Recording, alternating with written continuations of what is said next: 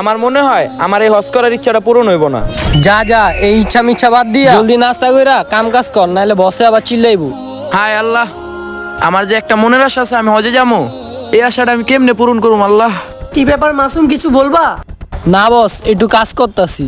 পাবেল জলদি আসো, নাস্তার টাকা নিয়ে যাও। মালিক ডাক দিছেন? হ্যাঁ পাবেল, দুপুরবেলা হইছে, নাস্তা করে আসো, যাও। এনো 10 টাকা। বস ডাক দিছিলেন? হ্যাঁ দুপুরবেলা হইছে, তোমরা খাওয়া দাওয়া করবা না? এনো 20 টাকা, কিছু খেয়ে আসো। জি বস, আজকে সবার টাকা পয়সার পেমেন্ট ক্লিয়ার করে দিব। আচ্ছা বস। আমগো হাজিরাটা? বস আমার হাজিরাটা। তোর হাজিরা এনে। আচ্ছা মাসুম, পাবেলে কই? পাবেলে একটু পাঠায়, ওরা হাজিরাটা নিয়ে যেতে বইলো। আসসালামু আলাইকুম মালিক, ডাকছেন? হ ডাকছি তোরে, সবার হাজিরা তো সবাইরে দিছি। এলো তোর হাজিরা।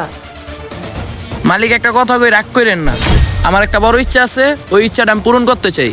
আমার এই ইচ্ছাটা পূরণ হলে আমি এই দুনিয়াও শান্তি পাবো, আখিরাতে আল্লাহর কাছে শান্তি পাবো। তোর কি এমন ইচ্ছা? বস, কাম করি তো রাজমিস্ত্রির, আমরা কি আঙ্গ ইচ্ছা পূরণ করতে পারুম? তোর কথা আমি কিছুই বুঝতাছি না, তোর কেমন ইচ্ছা?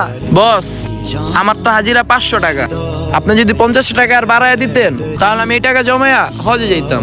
বস, আমি তেমনি মুসলমান, খুব ইচ্ছা ছিল হজে যাওয়ার। ফকিন্নির ঘরে ফকিন্নি, কাম করস রাজমিস্ত্রির, আবার স্বপ্ন দেওস হজে যাবি? হজে যাইতে টাকা লাগে, তবে মতো কামলা হজে যেতে পারবো না। জি বস, ঠিকই বলছে, এটা আমার জীবনের সবচেয়ে বড় ভুল। আমার এই হজের স্বপ্ন দেখা আল্লাহ যদি একদিন পূরণ করে তাহলে ইনশাল্লাহ আমিও একদিন যাব।